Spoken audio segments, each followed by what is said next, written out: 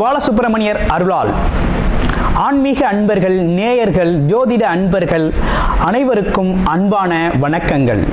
நான் உங்கள் வாழ்க வளமுடன் ஜோதிடர் ஸ்ரீ குரு சுந்தரவடிவேல்.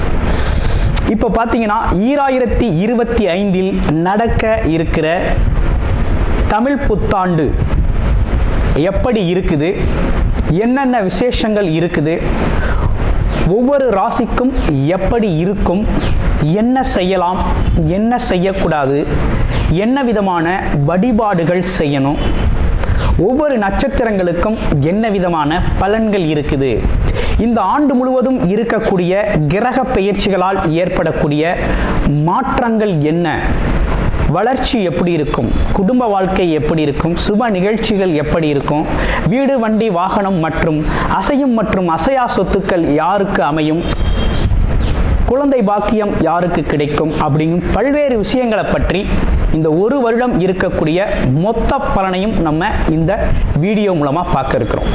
இப்போ இந்த விசுவாவசு வருடம் தமிழ் புத்தாண்டுகளில் 60 வருடங்களில் 39வது வருடம் தான் இந்த வருடம். இந்த வருடம் இந்த ஆண்டு பிறக்குது. இந்த வருடத்தில் பிறக்கும் குழந்தைகள் தைரியமாக குழந்தைகளாகவும், எல்லோரையும் அனுசரித்து தெரியக்கூடிய குழந்தைகளாகவும், பண்புள்ள குழந்தைகளாகவும், அது மட்டும் இல்லாமல் தர்ம காரியங்கள், புண்ணிய காரியங்கள் ஈடுபடக்கூடிய குழந்தைகளாகவும் பிறப்பார்கள் அப்படிங்கிறது சித்தர் பாடல்களில் உள்ள ஒரு அமைப்பு. அது மட்டும் இல்லாமல் தன் மகனை சான்றோன் என கேட்ட தாய் அப்படிங்கிறது மாதிரி அந்த குழந்தைகள் பெற்றோருக்கு பெருமை சேர்ப்பார்கள் அப்படிங்கிற ஒரு விஷயமும் இருக்குது. இப்போ இந்த வருடத்தில் இந்த வருட பிறப்பின் அடிப்படையில் சூரியன் அப்படிங்கிற ஒரு ராஜாவாகவும் மந்திரியாகவும் இருக்கிறதுனால அரசியல் மாற்றங்கள், அதிகாரம் சார்ந்த மாற்றங்கள் அப்படிங்கிற ஒரு விஷயம் நடக்க இருக்குது. அதையும் தாண்டி மழை பொழிவு அப்படிங்கிறது ரொம்ப அதீதமாக இருக்க இருக்குது. விவசாயம் செழிக்கும், தானிய உற்பத்திகள் அதிகரிக்கும். அடுத்து பார்த்தீங்கன்னா மக்கள் செழிப்பமடைவார்கள். வருமானத்தை விட செலவு கம்மியாக இருக்கும், சேமிப்பு அதிகரிக்கும், தங்கம், வெள்ளி, ஆபரணங்கள் வாங்கக்கூடிய தன்மை ஏற்படுது. அது இல்லாமல் பார்த்தீங்கன்னா இந்த காலகட்டத்தில் பசுக்கள் உற்பத்தி அப்படிங்கிற ஒரு விஷயமும் ரொம்ப நல்லா இருக்குது.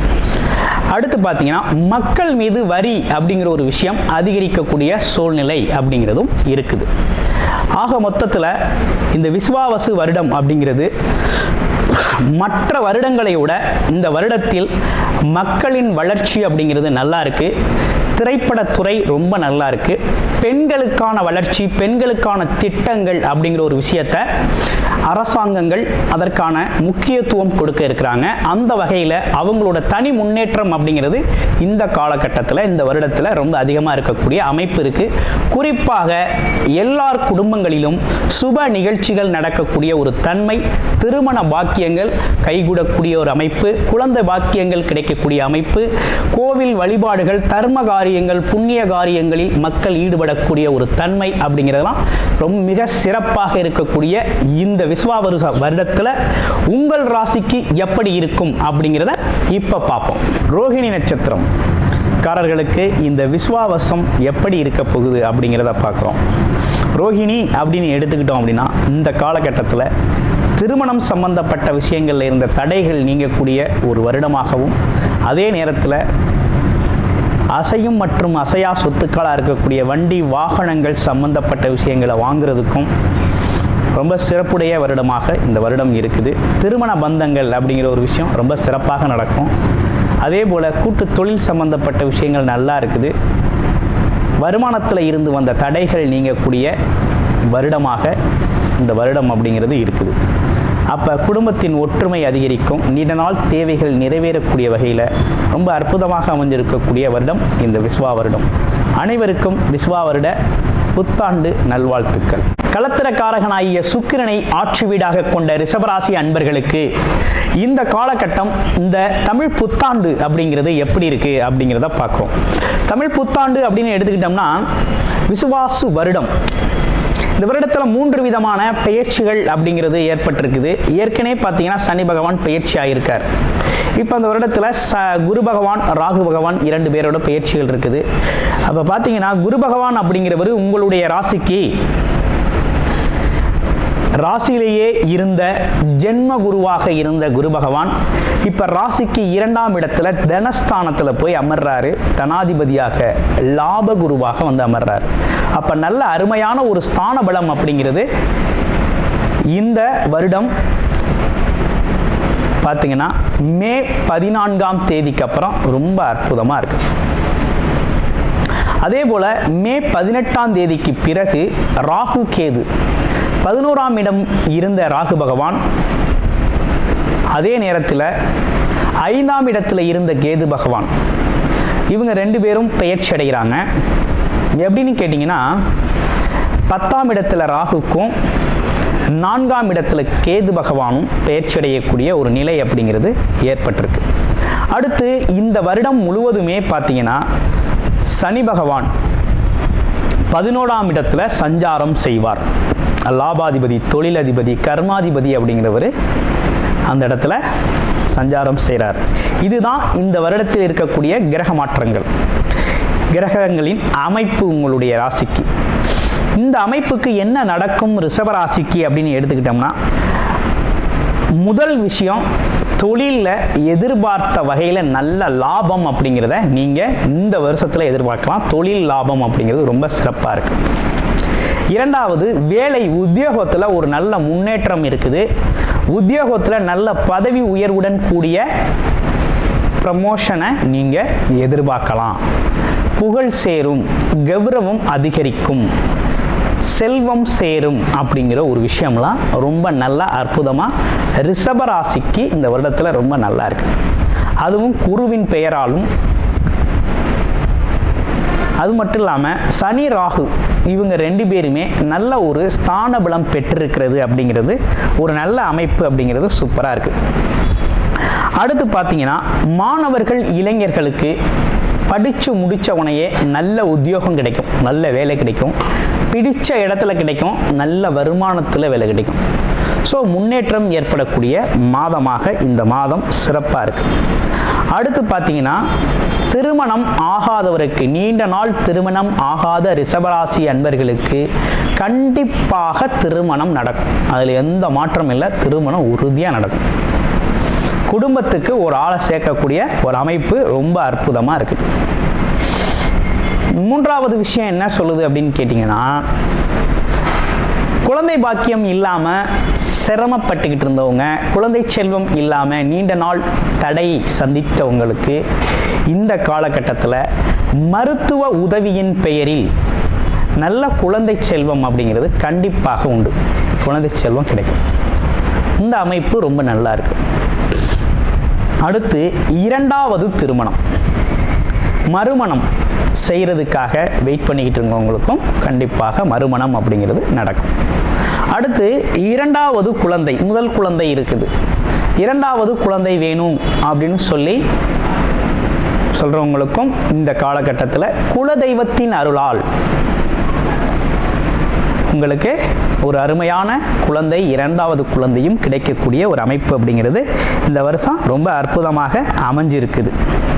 அப்புறம் உங்களுக்கு இந்த காலகட்டத்தில் சகல விதமான முயற்சிகளும் வெற்றி தரும்.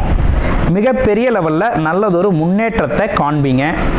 மற்றவர்களால் செய்ய முடியாத கடினமான விஷயங்களை கூட மிக எளிதாக கையாளும் திறனும் அந்த ஆற்றலும் உங்களுக்கு இந்த காலகட்டத்தில் இந்த வருடத்தில் ரொம்ப சிறப்பாகவே அமையும். அடுத்து பூர்வீக சொத்துக்கள் கிடைக்கும். பூர்வீக குலதெய்வ வழிபாடு அப்படிங்கிறது, குலதெய்வ அருள் அப்படிங்கிறது பரிபூரணமாக கிடைக்கும். அடுத்து பார்த்தீங்கன்னா குழந்தைகளால் பெருமை சேரும் அப்படிங்கிற ஒரு நல்ல அமைப்பு அப்படிங்கிறது ரொம்ப சூப்பராக இருக்குது. ஆமாம், வெளிநாடு வெளியூர் பயணங்கள் நல்லா இருக்குது.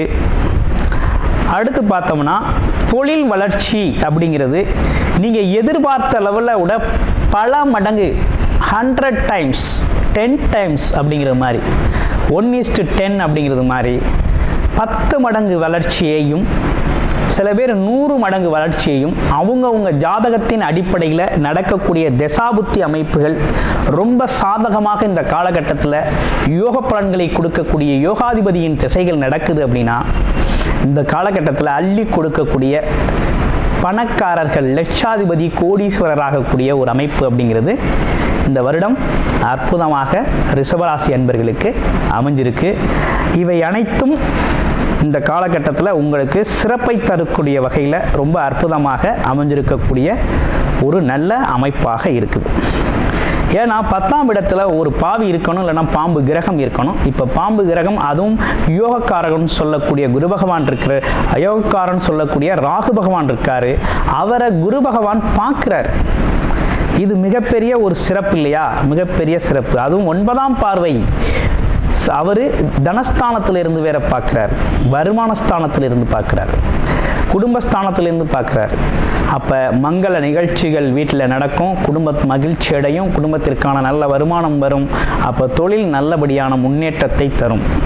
அடுத்து ரியலாகவே உண்மை, உழைப்பு, நேர்மை அப்படின்னு சொல்லி தன்னோட உழைப்பை செலுத்திட்டு அதற்கான அங்கீகாரம் இல்லை, ஆமாம் எனக்கான அங்கீகாரம் இல்லை, என் உழைப்புக்கு ஒரு பாராட்டு இல்லை, மதிப்பு இல்லை, மரியாதை இல்லைங்கிறவங்களுக்கெல்லாம் இந்த காலகட்டத்தில் சனி பகவானின் அருளால் அவங்களுக்கெல்லாம் பதவி உயர்வு, அவங்களோட திறமை அங்கீகரிக்கப்படுதல், அது மட்டும் இல்லாமல் அவங்களுக்கான முன்னேற்றத்தைங்களை உறுதிப்படுத்துதல், ஆமாம் மக்கள் தொடர்பு அதிகரிக்கிறது, கௌரவம், அந்தஸ்து, உண்மை நிலை அப்படிங்கிற ஒரு விஷயம்லாம் இப்போ தான் உங்களை பற்றிய விவரங்கள் வெளியில் வரக்கூடிய ஒரு நல்ல காலகட்டமாக இருக்குது. கூடுமான வரையும் ரிஷபராசி அன்பர்கள் புண்ணிய காரியங்கள் ஈடுபடுங்க, தான தர்மங்களை நிறைய செய்யுங்க. வழிபாடு அப்படின்னு எடுத்துக்கிட்டோம் அப்படின்னா ஞாயிற்றுக்கிழமைகளில் விநாயகர் வழிபாடு அப்படிங்கிற ஒரு விஷயத்தை செஞ்சுக்கோங்க.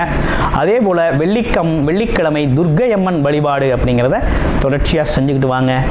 வாழ்க்கை வளமாகும். மிகப்பெரிய முன்னேற்றம் அப்படிங்கிறது உங்களுக்கு இந்த காலகட்டத்தில் காத்துக்கிட்டு இருக்கு. இந்த காலகட்டம் அப்படிங்கிறது உங்களுடைய வளர்ச்சி அப்படிங்கிறது 99% மிகவும் ரொம்ப சிறப்புடையதாக இருக்குது. அப்போ உங்களுடைய பிறப்பு ஜாதகம் தான் இப்போ உங்களுக்கு சப்போர்ட் பண்ணணும், உதவி செய்யணும். பிறப்பு ஜாதகத்தில் யோகத்தை தரக்கூடிய, அதாவது நல்ல ஸ்தானபலம் பெற்று கிரகங்கள் பார்த்தீங்கன்னா ஒரு நல்ல தசாபுத்தி அமைப்புகள் நடக்குது அப்படின்னா மிகப்பெரிய வெற்றியை, கனவுகள், ஆசைகள், நினைத்த விஷயங்கள் நடக்கக்கூடிய ஒரு அற்புதமான வருடமாக அமைஞ்சிருக்குது. அனைவருக்கும் இனிய தமிழ் புத்தாண்டு நல்வாழ்த்துக்கள். நன்றி, வணக்கம். கூடுதல் தகவலாக நேயர்களின் விருப்பத்திற்கிணங்க நமது ஸ்ரீ பாலசுப்பிரமணியர் ஆலயத்தில் அனைத்து விதமான சகல விதமான தோஷங்களும் நிவர்த்தி அடைய பரிகார பூஜைகள் தொடர்ச்சியாக நடக்க இருக்குது.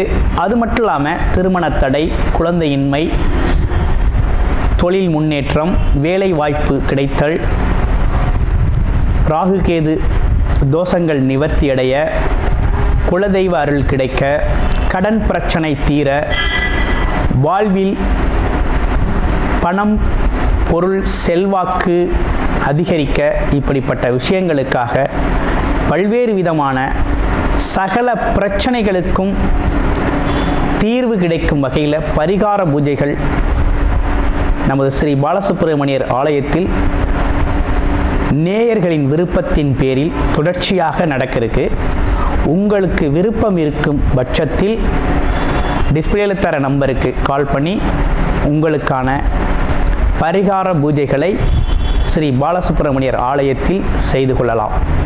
நன்றி, வணக்கம்.